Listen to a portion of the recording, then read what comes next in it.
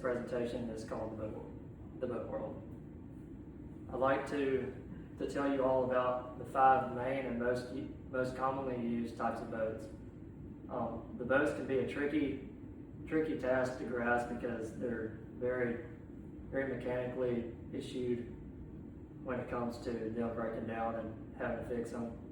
So we're here to discuss how to overcome those problems and talk about which boats are better than the other and what they can do, so you can know what you need to have in the near future when you decide to buy a boat or look at one.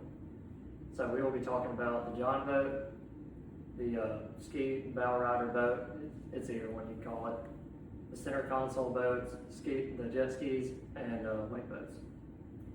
So first one we have is the John boat.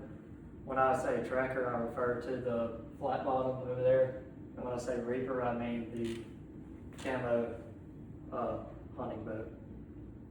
So about the tracker, it's very small, about 10 to 12 feet. You can fit this in the back of an SUV or a truck. It is very compact, and you can use it for mainly fishing. You could use it for hunting too, but I've added the other one to tell you why it's better for hunting. So you can get into very shallow water with both of these. The John boat, again is used for fishing mainly, because that's really all you want to do with it. Very small. If it's about 15 feet, then you'll need a trailer for it. And you can add a lot of things to a John boat too, where it might be like a trolling motor or a small Garmin screen to fish with, rod holders. So now hunting, this other boat is better for that because of its design. You can see that the design is different of the hull. Hull means the whole boat. It has a V-hull shape. That makes it to where it can ride smoother, it can take turns better, and so forth and so forth. So let's talk about what I have in the middle: jack plate, kicker plate, and electric and manual trim. The jack plate, what you want to do with that is you're going to have it, it's going to be in between the hull of the boat and whatever kind of motor you have. It's going to raise your motor straight up and down. So what that does is reduces the drag of the motor on the boat, so you can go faster, and at the same time it's going to raise the RPMs because you're taking the load off the motor and coming out of the water. So like if you were running the motor outside on your driveway, it would be very loud and would have lots of RPMs because it has no load. It's just on the water hose. Kicker plate, you can get it on like the jack plate. It's not very big. All it does is allows the motor to pop up. Like if you hit a stump, it's just gonna go up. It's not gonna stay down and just take a stump like right to the chest and just electric or manual trim. This is mainly what you want to have because trim allows like when you're trailering. First, when you're trailering a boat, you're going to want the trim to be all the way up so it doesn't just drag the ground while you're driving down the road.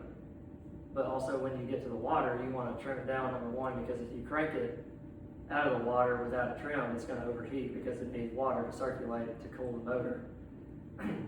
But when you get going, your boat has to get up on plane. So plane is when you get going and you're getting a smoother ride. You get that bow to come down some, ride out smoother. So trimming up, when you trim up, that makes the boat go a little bit faster. Bring the throttle back some or forward, just what you find that smooth spot with trim. And then I've got the motors down here. This is a Gator Tail, that's the brand. It's actually called a surface drive mud motor. It's made for water it can be as shallow as it can get. That's what you're gonna want. Probably can't put that on the John boat, but you can definitely put that on the Reaper. So, and then the other one is the troll motor. That's what you want on that specific foot John boat because it just gets you around easier. It's a whole lot easier to get around when you're fishing. And then the outboard I have here This is a tiller handle outboard.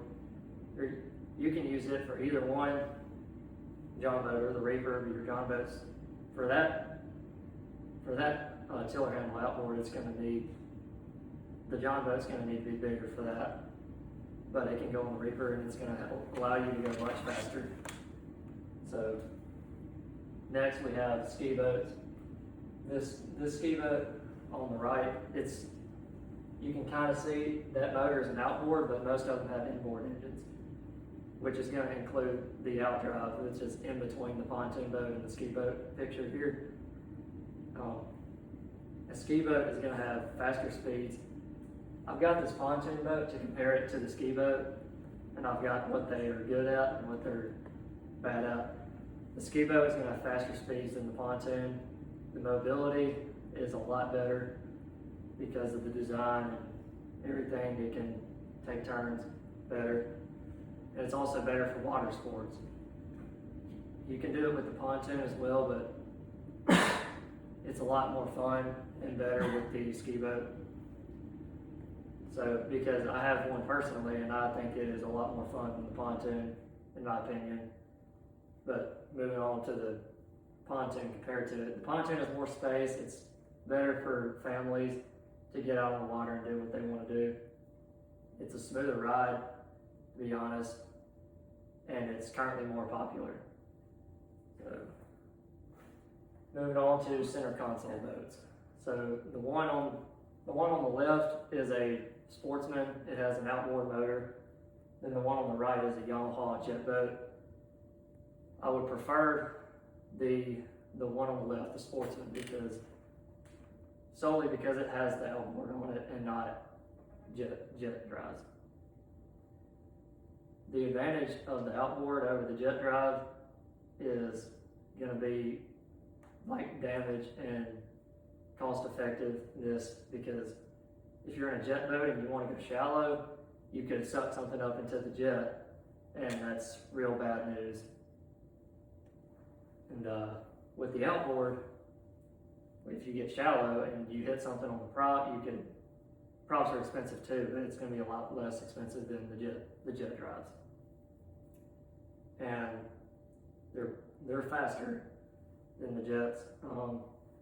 But I will say with the jet boats, they're a lot better to handle and control when you're docking them, because here, let me go to this slide real quick. You see the shifting mechanism of center consoles is mainly a double shifting mechanism. When let's say I pull that one back and the other one forward, the boat is just going to do this, like a full turn 360, but you also have to have the wheel cranked the way you want it to for it to do that. So yeah, I've got technology at the console and in-cab options. So like in-cab, that's going to be a really expensive, way bigger than one of these. Might have like a bed and a shower and a toilet and second plate on the center console. And the technology has come a really long way with boats and fishing. Those two Garmins can allow you to find more fish in the water very easily, and it's quite amazing. And the other one, you can do whatever with it, GPS, radar, and whatnot. I also have a picture of a propeller on the right side. When you upgrade to a bigger prop, you're going to have more top end speed than you would a smaller prop, because smaller props are going to give you more acceleration out of the hole than the bigger ones. So, moving on to jet skis.